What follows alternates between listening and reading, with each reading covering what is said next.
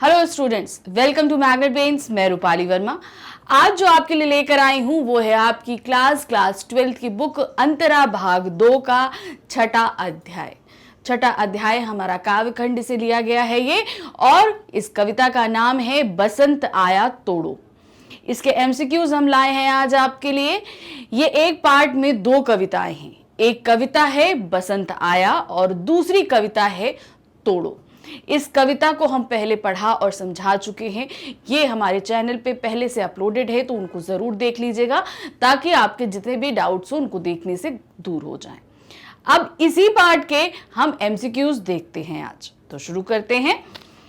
Question number 1 हमारे पास में है, बसंत आया कविता के रचयिता कौन है? ये जो कविता हम पढ़ने के लिए जा रहे हैं ये लिखी किसने है? दोनों कविताएं किसने लिखी हैं?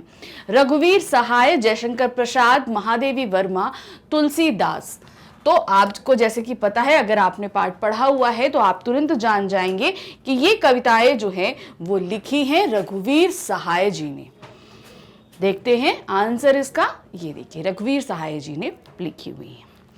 इसीलिए हम आपसे बोलते हैं कि जब भी आप कोई पाठ पढ़ेंगे जिसके एमसीक्यूज आपको करने हैं तो सबसे पहले आपको लेखक परिचय, पाठ परिचय, इवन कविता है तो कविता की एक एक लाइन आपको पता होनी चाहिए कि क्या है, उसकी व्याख्याएं, उसके अर्थ को पता होना चाहिए, उसके पीछे छिपे हुए भाव को पता होना चाहिए आपको। साथ ही उसकी काव्यगत विशेषताएं, जो कवि उनको लिख रहे हैं उनकी काव्यगत विशेषताएं भी आपको पता होनी चाहिए। फिर उसके बाद आपके आते हैं एनसीईआरटी सॉल्यूशंस आते हैं, शब्दार्थ आते हैं। मतलब आपका एमसीक्यूज के लिए आपको बहुत कुछ प्रिपेयर करना पड़ता है। तो जब भी आप किसी भी पार्ट का एमसीक्यू पढ़ें तो प्लीज़ सब कुछ प्रिपेयर करें, तभी आप अच्छे से एमसीक्यूज अपने याद करें। क्योंकि ये कोई ऐसी चीज़ नहीं कि हमने रट ली, क्योंकि किसी भी लाइन से एक एक दो क्वेश्चंस बन जाते हैं। तो पूरा पढ़ने की कोशिश करिएगा। अब है क्वेश्चन नंबर 2 में क्या दिया है? तोड़ो कविता की निम्नलिखित में कौन सी शैली है? जो शैली लिखी गई है तोड़ो, वो किस तरीके की शैली है? रागात्मक शैली है, उद्बोधन परक शैली है, द्वंद्वात्मक शैली है, उपरोक्त में से कोई नहीं है। तो अगर आप तोड़ो कविता का परिचय पढ़ेंगे तो उसमें लिखा हुआ है कि ये उद्बोधन परक शैली है। क्यों? क्योंकि यहाँ पर उद्घोषणा की जा रही है कि तोड़िए अपने अंदर के घमंड को, अपने अंदर के उदासियों को, इसको सबको हटाने की, तोड़ने की बात करी जा रही है। क्वेश्चन नंबर 3 है, कवि ने चिड़िया के चहचहाने की तुलना किससे की है? अब ये जो क्वेश्चन पूछा गया है ये कविता है बसंत आया से। तो चिड़िया, भाई बसंत आता, बसंत का मौसम, तो भाई बसंत ऋतुराज बोलते हैं, ऋतुओं का राजा होता है ये बसंत जो होता है। तो जब ये आता है तो उसमें चिड़िया चहचहाती हैं। तो चिड़ियों के चहचहाने की तुलना उन्होंने किससे करी है कवि ने? बहन के दा कहने से, बहन से, बसंत ऋतु से, या पीले पत्तों से। तो जो आप पहली ही लाइन देखेंगे तो उसमें ही ये चीज दी हुई है, बहन के दा कहने से, यानी कि छोटी बहन जब अपने बड़े भाई को दा बोलती है तो वो उसके चहचहाने से, उन्होंने मतलब उसके बोलने से चिड़िया के चहचहाने की तुलना उन्होंने करी है। अब है क्वेश्चन नंबर 4। क्वेश्चन नंबर 4 में है, कवि को वसंत के आने का पता कैसे चला? कवि को कैसे पता चला? देखिए, हम लोगों को तो पता चलता है, जैसे कि कविता में भी दिया हुआ है, और आजकल समय में अगर आप ध्यान देंगे तो ऋतुओं के आने का भी हमें पता कैलेंडर से ही चलता है। हम कैलेंडर देखेंगे तो हमें पता चलेगा कि फला दिन ये ऋतु शुरू हो रही है, ये महीना शुरू हो रहा है। इस तरीके से हमें कैलेंडर देखते हैं तब हमें पता चलता है। मगर कवि को कैसे पता चला था ये चीज? मौसम से पता चला, पीले पत्तों से पता चला, कैलेंडर से पता चला, या बहन से पता चला? अब वो घूमने के लिए गए हुए थे कवि, तो जब वो पीले पत्ते उनके पैरों के नीचे चुरमुराए तब उन्हें पता चला था कि बसंत आ गया है। तो उन्हें कैसे पता चला? पीले पत्तों से बसंत के आने का पता चला था। अब है क्वेश्चन नंबर 5। कवि को ढाक के जंगलों के दहकने का पता कैसे चला? कि ढाक के जंगल दहकते हैं, ये बात उनको कैसे पता चली थी? ये कविता की लाइनों में दी हुई है कि उन्हें कैसे पता चली थी। चिड़िया के चहकने से, कविताओं से, पत्थरों से या ऑफिस से? उन्हें पता चला था कविताओं से, क्योंकि वो खुद कविताएं पढ़ते रहते थे, कविताएं करते रहते थे। तो इससे उनको पता चला था कि बसंत के महीने में ढाक के जंगल दहकते हैं। क्वेश्चन नंबर 6 है। क्वेश्चन नंबर 6 में हमारे पास में क्या है? पियराए पत्ते। पियराए का मतलब समझिएगा, पियराए यानी कि पीले हुए पत्ते। पियराए पत्ते शब्द का अर्थ क्या है? पीहर, पीना, पीले पीले पत्ते या पानी पी चुके पत्ते। तो सही क्या है? पियराए पत्ते का मतलब है पीले पीले पत्ते। जो पत्ते हैं वो मुरझा पीले हो जाते हैं, पीले होकर गिर जाते हैं, तो उनको जो है वो लोकल लैंग्वेज में पियराए पत्ते बोला जाता है। अब है क्वेश्चन नंबर 7। कवि ने निम्नलिखित में से वसंत की कौन सी विशेषताएं बताई हैं? क्या विशेषताएं कवि ने हमको बताई हैं कविता में? ढाक के जंगल दहकते हैं, वन फूलों से लद जाते हैं, पीले पीले पत्ते गिरने लगते हैं, उपरोक्त सभी। तो कविता में उन्होंने यानी कि रघुवीर सहाय जी ने ये सभी विशेषताएं वसंत की बताई हैं, यानी कि ये उपरोक्त सभी हैं। अब हम आपको एक चीज और बता दें कि जब इस तरीके का आंसर आता है उपरोक्त सभी या उपरोक्त दोनों, तो उस कंडीशन में क्या होता है कि जो हम क्वेश्चन आपके लिए लाए हैं उसके ये 2 आंसर हो सकते हैं या 3 आंसर हो सकते हैं, या अगर और भी आंसर हैं तो हम वो आंसर भी आपके लिए लेकर आते हैं। हमारी कोशिश रहती है कि उस क्वेश्चन के लिए जितने भी आंसर बन रहे हैं हम वो सभी आपके लिए लेकर आए। तो अब जैसे ये वाला आप क्वेश्चन देखेंगे तो इसके 3 आंसर बन रहे थे, तो हम तीनों लेकर आए हैं। अब सपोज आपके सामने एग्जाम में कोई क्वेश्चन आता है कि कवि ने निम्नलिखित में बसंत की कौन सी विशेषता बताई है। अब उसमें उन्होंने क्या किया, एक ऑप्शन दिया और बाकी ये 3 ऑप्शन चेंज कर दिए।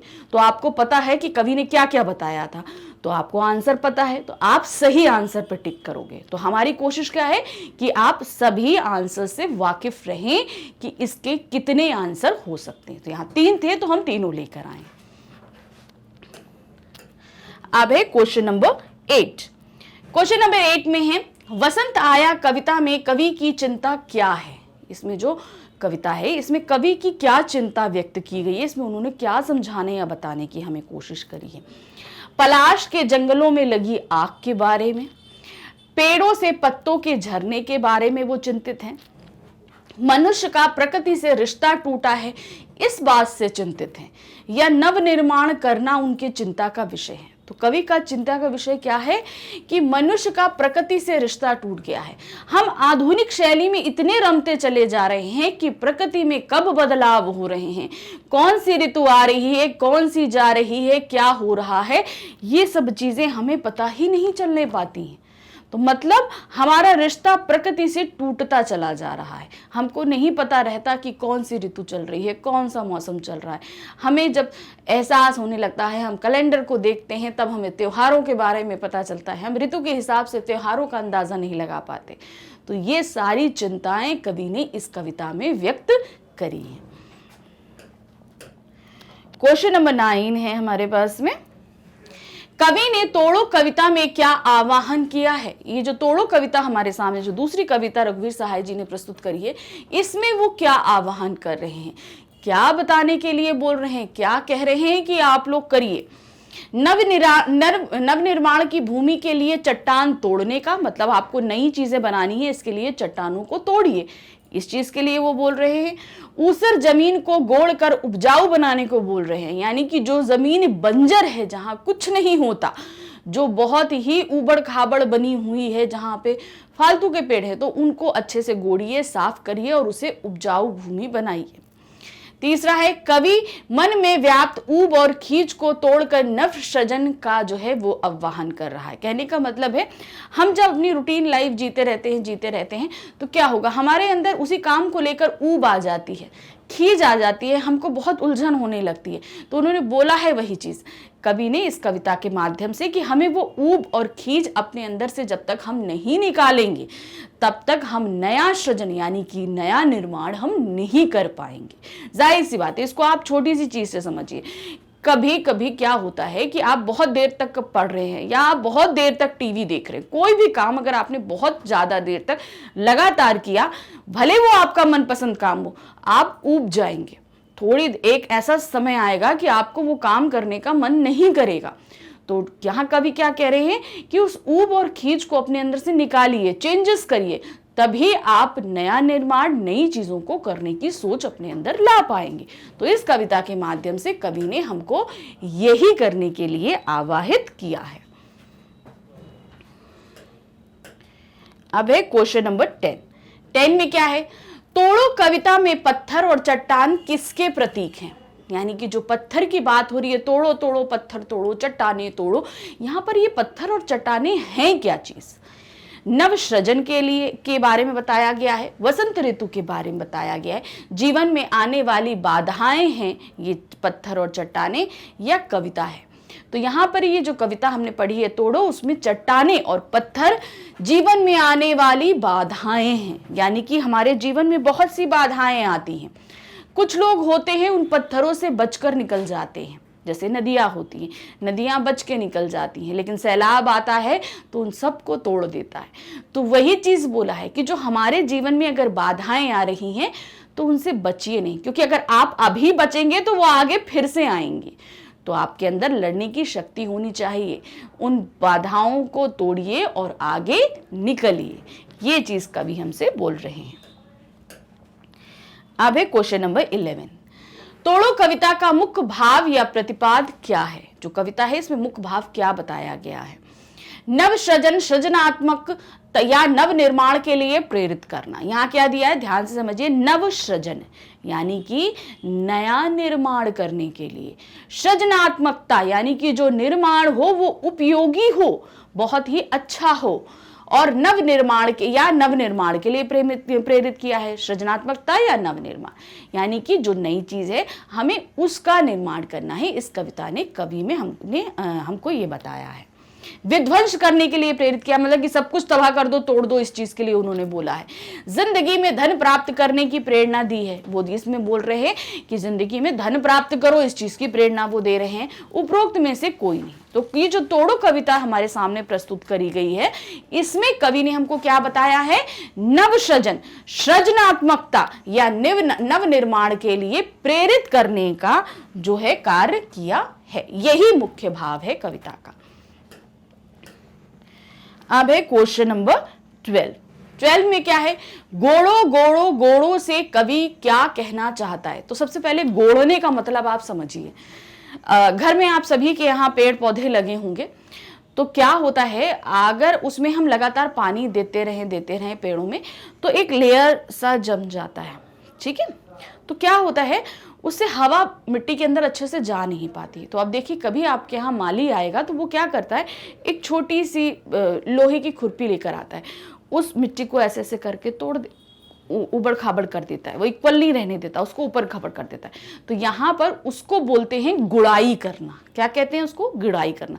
तो यहाँ पे गोड़ो गोड़ो गोड़ो वही चीज है, लेकिन कवि कविता में गोड़ो गोड़ो का माध्यम क्या कह रहे हैं, वो चीज। तो उन्होंने यहाँ पर क्या बोला है हमसे, मन की खींच को खत्म करने के लिए गोड़ना बोला है उन्होंने। आधे आधे गाने की बात है, धरती को गोड़ कर उपजाऊ बनाना है, का और का दोनों से ही। तो यहाँ गोड़ों से तात्पर्य हमारा क्या है, मन की खींच को खत्म करना। यानी कि हमारे अंदर जो मन की खींच, जो नीरसता आ गई है जीवन को लेकर, उसको खत्म करने, यानी कि अपने मन को खंगालो। तुम जो रूटीन लाइफ जी रहे हो वो तो जी रहे हो, तो वो उसने नीरस बना दिया। अब अपने जीवन को गोड़ो, यानी कि उसमें खुदाई करो। जो ऐसे काम जो तुम बहुत पहले छोड़ चुके हो, जैसे मान लीजिए अभी आप लोग पढ़ाई कर रहे हो, कुछ समय पहले आप ध्यान दोगे कि हम लोग जो है बैठ के आराम से दोस्तों के साथ, अब जैसे क्या कहते हैं, चीज़ें बदलती हैं, बहुत टाइम बिजी हो जाते हैं, कभी दोस्तों के साथ हम घूमने निकल गए, कुछ हो गया, तो वो चीज़ें होती थी, ठीक है। या कुछ नहीं है, मम्मी पापा के साथ बैठकर ही हम थोड़ी देर बात कर लिया करते थे, हा ही करते थे। कभी किचन में जाके 2 कप चाय बना लिया करते थे, मम्मी किचन में काम कर रही है तो उनकी हेल्प कर दिया करते थे। तो वो काम क्या हुआ, हम लोगों ने कहीं बहुत पीछे छोड़ दिया। वो काम कहने को बहुत छोटे से हैं, लेकिन वो रूटीन लाइफ से हट के हैं, और ये हमारे मन के अंदर इंटरेस्ट भी पैदा करते हैं। तो क्या ही उन्होंने बोला, वो खींच जो लगातार हम काम कर रहे हैं उससे हमारे मन में जो नीरसता आ जाती है उसको गोड़ो, यानी कि उसकी खुदाई करो। जो काम तुम बहुत पहले करते थे, कहीं छोड़ चुके हो, उन्हें फिर से शुरू करो तो तुम्हारे मन के अंदर से वो नीरसता हट जाएगी। तो यहां पर गोड़ो का यही तात्पर्य दिया है उन्होंने। अब है प्रश्न संख्या 13। कवि के अनुसार मन में मैदान पर क्या व्याप्त है, यानी हमारा मन का जो मैदान है उसमें क्या चीज छा गई है, दूब, घास, मिट्टी या ऊब। हमारे अंदर क्या छाई है, कवि के हिसाब से ऊब छा गई है। अब है प्रश्न संख्या 14। 14 में क्या है, आधे आधे गाने से कवि का क्या आश्रय है। आधे आधे गाना उससे कवि क्या कहना चाहते हैं। मन के मैदान पर व्याप्त ऊब के कारण पूरी बात ना कर पाना, यानी कि क्या है, हमारा मन का ऊब जो है, हम कहीं पर वो सब चीजों के कारण हम जो काम शुरू करते हैं वो पूरा ही नहीं कर पाते, उसे बीच में कहीं छोड़ देते हैं, कहीं वो छूट जाता है। बहुत बार ऐसा होता है। मान लीजिए हम फ्रस्ट्रेटेड हैं, रूटीन लाइफ से बहुत ज्यादा ऊब चुके हैं, हमें समझ में नहीं आ रहा हम क्या करें। तो उस कंडीशन में क्या होता है, अगर हम कोई नया काम शुरू भी करते हैं ना तो वो हम पूरा नहीं कर पाते। क्यों? क्योंकि हमारा मन ही नहीं लग रहा है उस पे। तो यहाँ पर आधे आधे गाने से कवि ने का क्या तात्पर्य है कि हमारे मन में जो ऊब व्याप्त है उसके कारण हम कार्यों को पूरा नहीं कर पाते हैं। तो इसका ऑप्शन पहला वाला हमारा सही है। अब आते हैं क्वेश्चन नंबर 15 पे। 15 में क्या दिया है, रघुवीर सहाय निम्न में से एक की पत्रकारिता से जुड़े हुए नहीं थे। क्वेश्चन पे ध्यान दीजिएगा, वो जुड़े हुए नहीं थे। क्या है, पत्रकारिता, यानी कि संपादन कार्य से वो जुड़े नहीं थे एक पत्रिका के। अब यहाँ पर कई पत्रिकाएं दी गई हैं, उसमें किसमें नहीं जुड़े थे, प्रतीक, नवभारत टाइम्स, कल्पना या दिनमान। तो रघुवीर सहाय जी प्रतीक, कल्पना और दिनमान, इन तीनों के संपादन कार्य से जुड़े हुए थे। जिस पत्रिका का संपादन कार्य उन्होंने नहीं किया वो था नवभारत टाइम्स, इससे वो बिल्कुल भी जुड़े हुए नहीं थे। अब है क्वेश्चन नंबर 16। 16 में क्या है, निम्नलिखित में से एक रघुवीर सहाय की रचना नहीं है। आपसे अभी हमने थोड़ी देर पहले एक चीज बोली थी कि आप लोग जब भी पाठ पढ़ेंगे तो लेखक परिचय जरूर पढ़िएगा। तो लेखक परिचय में ही उनकी रचनाएं, कृतियां, उनके पुरस्कार सभी कुछ लिखा रहता है। तो जैसे ये क्वेश्चन आया तो इसका आंसर आपको उसी में मिलेगा। तो हम जब उनकी सारी रचनाएं देख लेंगे तो हमें समझ में आ जाएगा कि ये रचना, इनमें से कौन सी रचना रघुवीर सहाय जी की नहीं है। तो जैसे यहाँ पर क्या है, सीढ़ियों पर धूप में चुका भी नहीं हूं मैं, हंसो हंसो जल्दी हंसो, कुछ पत्ते कुछ चिट्ठियां। तो अब इसमें रघुवीर सहाय जी की कौन सी कविता, मतलब कौन सी कृति नहीं है, तो वो है चुका भी नहीं हूं मैं, ये रघुवीर सहाय जी की रचना नहीं है। ये देखिए। अब आते हैं क्वेश्चन नंबर 17 पे। 17 क्या है, रघुवीर सहाय निम्न में से किस सप्तक से जुड़े हुए थे। कौन से सप्तक से जुड़े थे वो, पहला सप्तक, दूसरा सप्तक, तीसरा सप्तक या चौथा सप्तक। तो वो जुड़े हुए थे दूसरा सप्तक। जब आप उनका परिचय पढ़ेंगे तो उसमें इस चीज को मेंशन देखेंगे कि वो दूसरे सप्तक से जुड़े हुए थे। क्वेश्चन नंबर 18, निम्नलिखित में से असत्य कथन छाटिए। अब कुछ कथन दिए गए हैं, इसमें से जो गलत है हमें वो छाटना है। पहला है, रघुवीर सहाय ने काव्य रचना में अपनी पत्रकार दृष्टि का सृजनात्मक उपयोग किया है। दूसरा, उनके काव्य संसार में आत्मपरक अनुभवों की जगह जनजीवन के अनुभवों की रचनात्मक अभिव्यक्ति अधिक है। तीसरा, जीवनानुभवों की अभिव्यक्ति के लिए वे कविता की संरचना में कथा या वृत्तांत का उपयोग करते हैं। चौथा, उनके काव्यों में यथार्थ की अपेक्षा कल्पना की उड़ान अधिक है।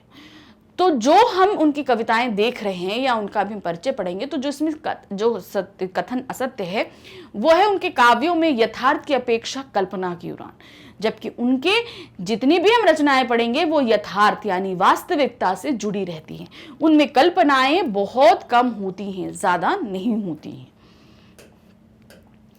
अब है क्वेश्चन नंबर 19। 19 में क्या है, निम्नलिखित में कौन सा वसंत आया कविता का प्रतिपाद नहीं है। अब इसमें क्या देखना है, जो वसंत आया कविता का प्रतिपाद बिल्कुल नहीं है। ऋतु परिवर्तन को आज हम सरलता से महसूस कर लेते हैं। वसंत ऋतु का आना अब अनुभव करने की बजाय कैलेंडर में जाना जाता है। तीसरा, इस कविता में आज के मनुष्य की आधुनिक जीवन शैली पर व्यंग किया गया है। मतलब हमारे जो आधुनिक लोग हैं उनकी जीवन शैली आजकल जो है उस पर व्यंग किया गया है कि किस तरीके से मौसम के बदलावों को हम लोग नहीं देख पाते हैं। चौथा है, आज मनुष्य का प्रकृति से रिश्ता टूट गया है। तो इन 4 वक्तव्यों में क्या है? पहला वाला, ऋतु परिवर्तन को आज हम सरलता से महसूस कर लेते हैं, लेकिन एक्चुअल क्या है कि हम सरलता से महसूस नहीं कर पाते हैं ऋतुओं के परिवर्तन को। अब है क्वेश्चन नंबर 20। बंगले में किस वृक्ष पर बैठी चिड़िया अपनेपन और मिठास से भरे स्वर कुहुक रही थी? कौन से वृक्ष की बात की गई है? आप पहली या दूसरी लाइन में देखेंगे ब्रैकेट में दिया गया है वो कौन से वृक्ष है। तो कौन सा है? आम के, अशोक के, गुलमोहर के या नीम के? तो जो चिड़िया बैठी थी वो बैठी थी अशोक के वृक्ष पर। अशोक के वृक्ष पे बैठकर वो कुहुक रही थी। अब है क्वेश्चन नंबर 21। कवि के दफ्तर में छुट्टी किस बात का प्रमाण है? कि मतलब उन्होंने बताया था ना हम कब छुट्टी होती है, किस दिन पे होती है। तो क्या होता है, किस दिन छुट्टी होती है? दशहरे का प्रमाण है, दीपावली का प्रमाण है, ईद का प्रमाण है या बसंत पंचमी का प्रमाण है? तो दफ्तर में छुट्टी प्रमाण है बसंत पंचमी की। ऋतु की पंचमी को दफ्तर में छुट्टी होती है। क्वेश्चन नंबर 22 में क्या दिया है? कवि की कविताएं पढ़ते रहने से किस बात का पता नहीं है? मतलब कि इसमें कई वक्तव्य दिए गए हैं, तो कविता पढ़ने से उन्हें कई चीजों का अंदाजा था। अब क्या चीज का अंदाजा उनको नहीं था? कि दहर दहर देखेंगे कहीं ढाक के जंगल। दूसरा है रंगरस गंध से लदे फंदे दूर के विदेश के वे नंदन वन होवेंगे यशस्वी। कि मशीनें बताएंगी ऋतु परिवर्तन के चक्र को, मधुमस्त पिक और आदि अपना अपना कृतित्व अभ्यास करके दिखावेंगे। तो इसमें जो हमें नहीं बताती है बात, क्या कविता पढ़ने से कवि को जो चीज नहीं मालूम पड़ती वो है कि मशीनें बताएंगी ऋतु परिवर्तन के चक्र को। मशीनें कभी ऋतु परिवर्तन के चक्र को कैसे बता सकती हैं? नहीं बताएंगी, और इस बात का उल्लेख कविता में कहीं पर भी नहीं है। अब है क्वेश्चन नंबर 23 में क्या दिया है? कोई 6 बजे सुबह जैसे गर्म पानी से नहाई हूं में अलंकार। तो अब क्या है, ये ओस की बात कर रहे थे। ओस क्या है? वो प्रकृति से रिलेटेड है, और यहाँ नहाने से तात्पर्य एक स्त्री के नहाने के बारे में बात कर रहे हैं, तो ये मानव से है। तो यहाँ क्या हुआ? प्रकृति की सिमिलैरिटी उन्होंने किससे कर दी? मानव से कर दी। तो यहाँ पर क्या होगा? मानवीयकरण अलंकार होगा हमारा। अब आते हैं क्वेश्चन नंबर 24 पे। क्या है? रघुवीर सहाय किस काव्य धारा के कवि हैं? कौन सी काव्य धारा में इन्होंने ये कविताएं लिखी हैं? नई कविता, छायावाद, प्रगतिवाद या हालावाद? तो जो रघुवीर सहाय हैं उनकी कविताएं नई कविता काव्य धारा से आती हैं। अब है क्वेश्चन नंबर 25। बड़े बड़े पियराए पत्ते में कौन सा अलंकार है? तो अब इसमें आपको देखेंगे ऑप्शंस में एक में दो ऑप्शन दिए गए हैं, तो हम ऑप्शंस नहीं देखते। हम सबसे पहले क्या करते हैं, हम इसके जो है वो ऑप्शन को निकालते हैं कि इसमें कौन सा हो सकता है। तो अब आप यहां देख रहे हो सबसे पहले क्या है? बड़े बड़े। ठीक है, तो बड़े बड़े आप ध्यान से दोगे तो एक ही शब्द है, एक ही अर्थ है, और जहां पर एक ही शब्द 2 बार आए और उसका अर्थ सेम हो तो वो हमारा क्या कहलाता है? पुनरुक्ति प्रकाश अलंकार। तो ये बड़े बड़े में तो हमारा क्या हो गया? पुनरुक्ति प्रकाश अलंकार हो गया। अब उसके आगे बढ़ते हैं। पियराए पत्ते, तो यहां पर पा वर्ण की आवृत्ति होने के कारण यहां पे कौन सा अलंकार है? आपका अनुप्रास अलंकार होगा। तो अब यहां पर हम देखते हैं कहां पर है? रूपक अलंकार, उपमान नहीं है हमारा ये। ठीक है, फिर सेकंड आ रहा है अनुप्रास अलंकार, पुनरुक्ति प्रकाश अलंकार। ये हमारा एकदम सही है। मानवीयकरण अनुप्रास नहीं है इसमें, यमक अलंकार अनुप्रास भी नहीं है। तो सही क्या हुआ? देखिए यहां पर पियराए पत्ते में अनुप्रास अलंकार है और बड़े बड़े में पुनरुक्ति प्रकाश अलंकार, यानी एक ही वर्ण 2 बार आया है और दोनों ही बार उसके अर्थ को सेम बताया गया है। तो यही हमारा सही होगा, अनुप्रास अलंकार और पुनरुक्ति प्रकाश अलंकार। अब है क्वेश्चन नंबर 26। निम्नलिखित में कौन सा अंतर मन का पोषक तत्व या रस नहीं है? यानी कि क्या है, यहाँ पर कई चीजें दी, हमारे अंतर मन का जो पोषक तत्व नहीं होता, हमारे अंतर मन में जो चीज नहीं होती है वो क्या है? संघर्षशील प्रवृत्ति, जाहिर सी बात है संघर्षशील प्रवृत्ति हमारे मन से ही आती है। वेशभूषा, वेशभूषा तो बाहर की है, अंतर्मन में कहाँ वेशभूषा होती है? अंतर्मन में तो कहीं वेशभूषा नहीं होती, वो तो हम ऊपर धारण करते हैं, शरीर के ऊपर धारण करते हैं। तो जो नहीं है वो यही आगे देखते हैं। संकल्प के प्रति दृढ़ता और प्रतिबद्धता, यानी कि अगर हमने किसी चीज का निश्चय कर लिया है तो हम अडिग हैं, ये भी हम अपने अंतर्मन से ही लेकर आते हैं। मनोभावों के प्रति सजगता, हमारे मन के जो भाव हैं उनकी तरफ की प्रति हम जब अवेयर रहते हैं कि कैसे भाव हमारे अंदर आ रहे हैं, तो ये भी हमारे मन के अंदर ही, अंतर्मन में ही हुई। तो जो अंतर्मन में भाव नहीं होता है वो क्या है? हमारी वेशभूषा हमारे अंतर्मन से रिलेटेड नहीं होती है। अब है क्वेश्चन नंबर 27 में क्या है? गोड़ो गोड़ो कहकर कवि क्या बताना चाहता है? वो गोड़ो गोड़ो जो उन्होंने बोला, इसे कहना क्या चाहते हैं? ये मिट्टी की गुड़ाई की तरह मन की भी गुड़ाई होनी चाहिए। पौधों की देखभाल के लिए गुड़ाई जरूरी है, विचारों के परिष्कार के लिए मन की गुड़ाई जरूरी नहीं है, इनमें से कोई नहीं। तो सही ऑप्शन इसमें क्या है? जिस तरह मिट्टी की गुड़ाई होती है उसी तरह मन की भी गुड़ाई होते रहना चाहिए। भाई पेड़ों को सांस लेने के लिए हम मिट्टी की गुड़ाई करते हैं कि वो अच्छे से फले फूले, उसी तरह हम अच्छे से फले फूले, हम अच्छे रहें तो उसके लिए मन का गुड़ाई करना जरूरी होता है। अब है क्वेश्चन नंबर 28 में क्या है? निम्नलिखित में कौन सी रघुवीर सहाय की रचना नहीं है? अब यहाँ पे फिर कुछ रचनाएं दी गई हैं, अब इसमें हमें बताना है रघुवीर सहाय जी की रचना कौन सी नहीं है। आत्महत्या के विरुद्ध, हंसो हंसो जल्दी हंसो, अंधेरे में लोग भूल गए। तो जो नहीं है वो कविता आपकी रचना है वो अंधेरे में, अंधेरे में कविता रघुवीर सहाय जी की नहीं है। अब है क्वेश्चन नंबर 29।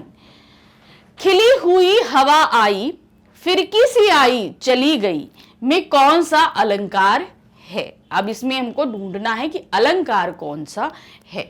तो चलिए अभी हम ऑप्शंस को छोड़ते हैं, हम पहले ढूंढते हैं कि कौन से अलंकार हो सकते हैं। तो क्या हुआ? खिली हुई हवा आई, फिरकी सी आई।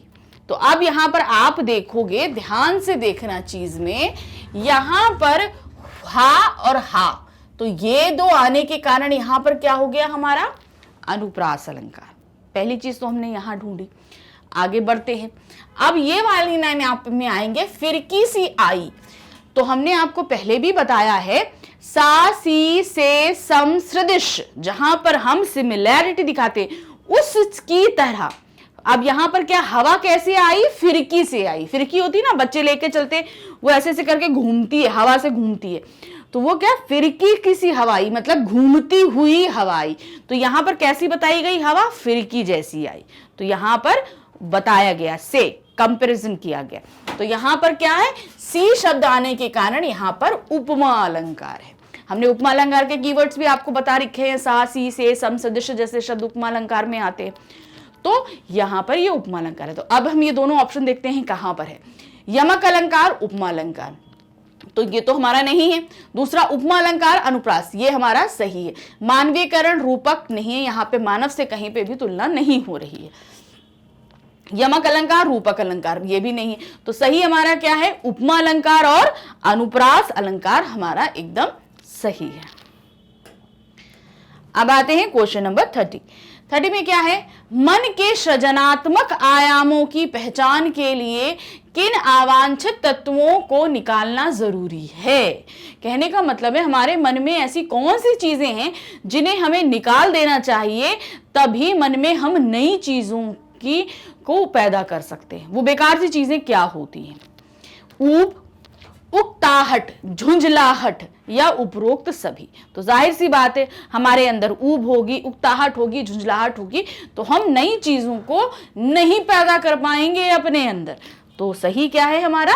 सभी। Question number 31। तोड़ो तोड़ो गोड़ो गोड़ो व आधे आधे में अलंकार क्या है? अब ये जो तीन चीजें दी गई हैं इसमें अलंकार क्या है आपको ये देखना है। तो पहले ही में तो आप ये बोल दोगे कि ये तो मैम सीधे सीधे अनुप्रास अलंकार है। नो, अनुप्रास अलंकार यहां पर नहीं होगा। कारण क्या है, 3 अलग अलग पंक्तियां दी हैं, 3 अलग अलग शब्द दिए गए हैं, एक ही पंक्ति भी नहीं है, अलग अलग पंक्तियों में ये सारे शब्द दिए गए हैं, पेयर में है। तो अब आप यहां पर देख रहे हो तोड़ो तोड़ो, शब्द सेम है और अर्थ भी सेम है। उसी तरह गोड़ो गोड़ो, शब्द एक जैसा है और उसका अर्थ भी वही है। उसी तरीके से आधे आधे में, तो यहां पर भी क्या है, शब्द एक ही जैसा है और उसका अर्थ भी सेम है। तो इस कंडीशन में जहां पर एक ही शब्द 2 बार आए और दोनों ही बार उसका अर्थ एक जैसा हो, तो उस जगह कौन सा अलंकार होता है, हमारा पुनरुक्ति प्रकाश अलंकार होता है। पुनरुक्ति मतलब पुनः आना, और उससे क्या होता है, पंक्ति में प्रकाश आ जाता है, पढ़ने में बड़ा अच्छा लगता है। तो यहां पर क्या होगा, पुनरुक्ति प्रकाश अलंकार होगा। अब है क्वेश्चन नंबर 32 में क्या है, मानव जीवन की उन्नति में क्या बाधक तत्व है। कौन सा ऐसा तत्व है जो मानव की उन्नति में बाधक होता है। मन की सबलताएं, यानी कि हमारा मन जब सबल होता है, ताकतवर होता है, तो ये बाधा हो जाती है। मन की दुर्बलताएं, यानी कि जब हम मन से कमजोर होते हैं तो वो सबसे बड़ी बाधा होती है। मन का विश्वास या उपरोक्त में से कोई नहीं। तो हमारे जीवन की जो सबसे बड़ी बाधा होती है, हम उन्नति नहीं कर पाते हैं जिसके कारण, वो होता है मन का दुर्बल होना। जब तक हम अपने मन से जो है स्ट्रांग नहीं होंगे, तब तक चीजें नहीं हो पाती। तो एक पंक्ति भी है, मन के हारे हार है, मन के जीते जीत। यानी कि अगर मन हमने अपना शुद्ध कर लिया, हमने उसको ताकतवर बना लिया, तो हम हर एक चीज को जीत सकते हैं। अब है क्वेश्चन नंबर 33 में क्या है, तोड़ो कविता में धरती किसका प्रतीक है। जो कविता आई है इसमें धरती किस चीज का प्रतीक है, मानव मन की, ब्रह्मांड की, मनुष्य के बाह्य आवरण की, या खगोलीय पिंड की। तो यहाँ गोड़ने की बात करी जा रही थी। तो गोड़ा किसको जाता है, धरती को गोड़ा जाता है, और मन को गोड़ने की बात हो रही है। तो सिमिलर क्या हुआ, यानी कि मन और धरती को एक जैसा बताया गया। तो यहाँ पर क्या है, तोड़ो कविता में धरती है वो किसका प्रतीक है, मानव मन का प्रतीक है। यानी कि धरती को गोड़ना और मानव मन को, दोनों को गोड़ने की बात करी गई है। क्वेश्चन नंबर 34 में क्या है, कवि किसके लिए चट्टाने, ऊसर और बंजर को तोड़ने का आह्वान करता है। किसके लिए बोल रहा है, क्यों तुम ये सारी चीजें तोड़ दो, हटा दो, क्या कारण है, विध्वंस करने के लिए, यानी कि सब कुछ तबाह करने के लिए, इन सब चीजों को मिटाने के लिए बात बोल रहा है। सृजन करने के लिए, यानी कि नया निर्माण करने के लिए बोल रहा है। विनाश करने के लिए, चारों तरफ तबाही लाने के लिए बोल रहा है, या उपर्युक्त सभी। तो कवि जो है वो चट्टाने, ऊसर और बंजर तोड़ने का आह्वान किस लिए कर रहा है, ताकि वो सृजन कर सके, यानी कि नया निर्माण कर सके। जैसे होता है घर बनाते हैं, कहीं कोई जमीन है, घर बनता है, तो जमीन क्या होती है, उबड़ खाबड़ होती है, फालतू के बहुत सारे पेड़ उगड़ होते हैं, कहीं पत्थर होते, तो क्या होता है, उसको गोड़ के सही करके सिमिलर किया जाता है, ताकि वहां पे नया निर्माण हो सके। तो यहाँ पर ऊसर बंजर चट्टाने हटाने की कवि ने बात करी है, ताकि वो नया निर्माण यानी कि सृजन कर सके। क्वेश्चन नंबर 35 में है, बसंत आया कविता के माध्यम से कवि ने किस पर व्यंग किया है। किन चीजों पर व्यंग किया है कवि ने, प्रकृति पर, आधुनिक जीवन शैली पर, मशीनों पर, या व्यावसायिक संप्रदाय पर। तो बसंत आया कविता के माध्यम से कवि ने आधुनिक जीवन शैली पर व्यंग किया है, कि जो आजकल की हमारी जीवन शैली है उसकी वजह से हम प्रकृति के बदलावों को महसूस नहीं कर पाते, हम मशीनें बनते चले जा रहे हैं। तो इस कविता के माध्यम से आज की आधुनिक शैली पे कवि ने व्यंग किया है। क्वेश्चन नंबर 36, ऋतु परिवर्तन में किस प्रकार के लक्षण घटित होते हैं। जब ऋतु परिवर्तन होता है तो क्या लक्षण चीजें सामने आती। यहाँ पे खास तौर से वसंत के आने के बारे में बात करी, क्योंकि कविता ही वसंत आया है, तो हर ऋतु के लिए अलग अलग परिवर्तन होते हैं। तो यहाँ पर ऋतु परिवर्तन मतलब वसंत आने पर ऋतु में क्या परिवर्तन होता है। पत्ते झड़ते हैं, कोपलें फूटती हैं, हवा बहती है, ढाक के जंगल दहकते हैं, कोमल भ्रमण झूमते हैं। कोमल भ्रमण मतलब जो भौरे होते हैं वो घूमते हैं, उपरोक्त सभी। तो यहाँ पर वसंत आने पर ये सभी चीजें जो है वो होती हैं। क्वेश्चन नंबर 37, वसंत आया कविता में कवि ने किस शैली का प्रयोग किया है। कौन सी शैली का प्रयोग किया है। बिंबों को बताया है, मतलब हमारी इस कविता को पढ़ते समय हमारी इंद्रियां जागृत हो रही हैं। किसी चीज को देख रहे हैं, सूंघ रहे हैं, सुन रहे हैं, जैसे कभी चिड़िया का चहचहाना, तो ये हमारा क्या है, श्रव्य बिंब है। ठीक है। हवा का चलना, पत्तों का गिरना, तो ये सब क्या है, हमारा दृश्य बिंब आते हैं। तो यहाँ पर क्या है, ये हम बिंबों का प्रयोग देते हैं। प्रतीक हमने बहुत सारे देखे हैं, देशज शब्दों को देखा है, तो सही हमारा क्या है, उपरोक्त सभी शैलियों का इन्होंने कविता में इस्तेमाल किया है। क्वेश्चन नंबर 38 में क्या दिया गया है, नगण्य से हमें क्या तात्पर्य, नगण्य का क्या मतलब होता है, जो गिनती योग्य ना हो, तुच्छ मतलब छोटा, उपरोक्त दोनों या नादान।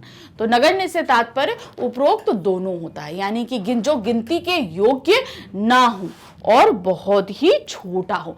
कोई चीज अब आपके सामने रेत रख दी जाए और बोला जाए गिनो एक एक दाना, तो वो तो नगण्य है, एक तो इतनी छोटी चीज कहां से हम गिन लेंगे, तो वो क्या हो जाएगा, नगण्य हो जाएगा। क्वेश्चन नंबर 39, मदन महीना से क्या तात्पर्य, मदन महीने का तात्पर्य क्या है। तो सबसे पहले आप समझिए मदन कौन होता है। मदन बोला जाता है कामदेव को, यानी कि जो काम इच्छाएं मन में जगाते हैं उनके देव को वो देव बोले जाते हैं कामदेव। और ये काम इच्छाएं मोस्टली बसंत ऋतु में जागृत होती हैं और ये कामदेव का पसंदीदा ऋतु होती है। तो इसीलिए क्या है, मदन महीने का तात्पर्य हमारा कामदेव का महीना, और वसंत ऋतु को ही मदन महीना बोलते हैं, तो वो भी होगा उपरोक्त दोनों, मदमस। तो सही क्या है, कामदेव का महीना और बसंत ऋतु मदन महीने से ये दोनों ही तात्पर्य हैं। क्वेश्चन नंबर 40 में क्या है, नंदन वन से क्या तात्पर्य। नंदन वन जो इस्तेमाल किया गया इसका क्या तात्पर्य होता है। आनंददायी वन, इंद्र का उद्यान, उपरोक्त दोनों या नंद का वन। तो यहां पर क्या है, नंदन वन का तात्पर्य है आनंददायी जो वन है और वो इंद्र का उद्यान है, यानी कि इंद्र वहां आते जाते हैं, इतना सुंदर वन है। तो यहां पर क्या होगा, उपरोक्त दोनों ही हमारे यहां पर सही है। अब आते हैं क्वेश्चन नंबर 41, रघुवीर सहाय जी का जन्म कब हुआ था। रघुवीर सहाय जी का जन्म कब हुआ, सन 1920, सन 1921, सन 1925, सन 1929। तो रघुवीर सहाय जी का जन्म हुआ सन 1929 में। क्वेश्चन नंबर 42 में क्या है, रघुवीर सहाय का जन्म कहां हुआ। अजमेर, लखनऊ, मथुरा, हैदराबाद। रघुवीर सहाय जी का जन्म हुआ था लखनऊ में। क्वेश्चन नंबर 43 है, रघुवीर सहाय जी ने किस सन में अंग्रेजी साहित्य में MA किया। कौन सा ऐसा सन था जहां पर उन्होंने MA किया, किससे, अंग्रेजी साहित्य से। देखिए इसी से एक क्वेश्चन बन सकता है कि रघुवीर सहाय जी ने किस विषय में जो है MA किया, ये हो जाएगा, क्वेश्चन पूछा जा सकता है, तो आप बता सकते हो अंग्रेजी में। अब सन कौन सा है वो हम आपको बता देते हैं, 1950, 1951, 1953 या 1957। तो सही क्या है, 1951 में जो है उन्होंने अंग्रेजी में MA किया था। क्वेश्चन नंबर 44 में क्या दिया गया है, हैदराबाद से प्रकाशित होने वाली किस पत्रिका के संपादन में रघुवीर सहाय जी जुड़े रहे। हैदराबाद से कौन सी पत्रिका प्रसारित होती थी जिससे रघुवीर सहाय जी जुड़े थे। प्रतीक, कल्पना, दिनमान या परिमल। तो वो थी कल्पना वो पत्रिका थी जिससे वो जुड़े रहे थे। क्वेश्चन नंबर 45 क्या है, रघुवीर सहाय जी ने किस प्रकार के गद्य लेखन का कार्य किया है। कैसा गद्य उन्होंने लिखा, ये तो अभी हमने उनकी काव्य रचना देखी है। गद्य उन्होंने किस तरीके का लिखा है, रचनात्मक, विवेचनात्मक, उपरोक्त दोनों या संश्लेषणात्मक। तो उन्होंने गद्य कैसा लिखा है, रचनात्मक और विवेचनात्मक, यानी कि जिसमें रचना की बात की गई है और उसकी विवेचना, जिस भी टॉपिक पे किया है उसमें विवेचना है, उस टॉपिक को उन्होंने बहुत ही बड़े रूप में विवेचन किया है। तो यहां पर उपरोक्त दोनों ही आएगा। क्वेश्चन नंबर है 46, रघुवीर सहाय जी की सभी कृतियां किस नाम से प्रकाशित हुई हैं। अब उन्होंने बहुत सारी जो है रचनाएं करी हैं। अब ये रचनाएं किसी एक पुस्तक में उसको प्रकाशित की गई है, एक पुस्तक से है, तो वो पुस्तक कौन सी है, क्या नाम है उसका। सहाय रत्नावली, रघुवीर रचनावली, रघुवीर सहाय रचनावली, उपरोक्त में से कोई नहीं।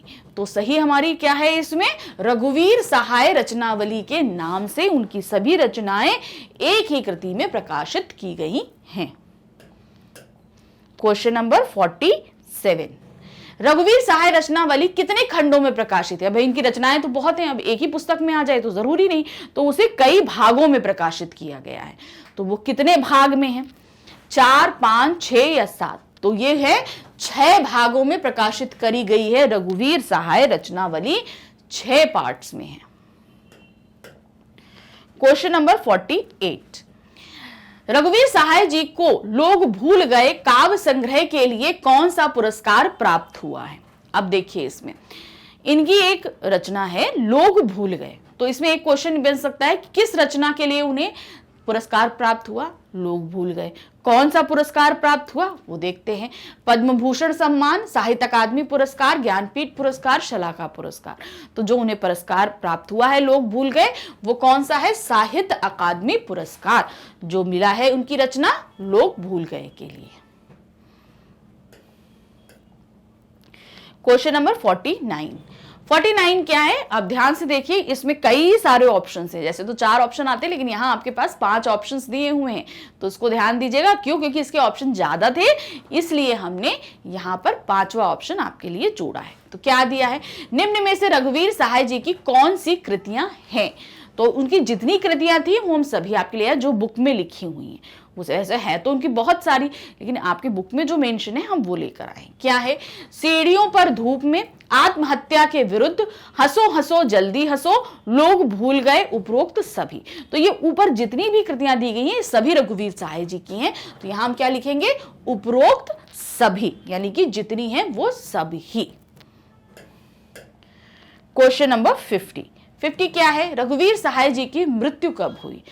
उनका स्वर्ग प्रस्थान कब हुआ, देहावसान कब हुआ? तो कई नाम से बोला जा सकता है। तो वो किस सन में हुआ? सन 1980, सन 1990, सन 1991 या सन 1992? तो रघुवीर सहाय जी की मृत्यु हुई सन 1990 में। 1990 में उनकी देहावसान हुआ। तो इस तरीके से हमने अपने इस पाठ संख्या 6 के प्रश्न उत्तरों को कंप्लीट किया। कविता थी हमारी बसंत आया और तोड़ो। तो ये हमको लगता है कि आपको अच्छे से समझ में आ गया हो कि आपको पढ़ना या समझना क्या है कविता में।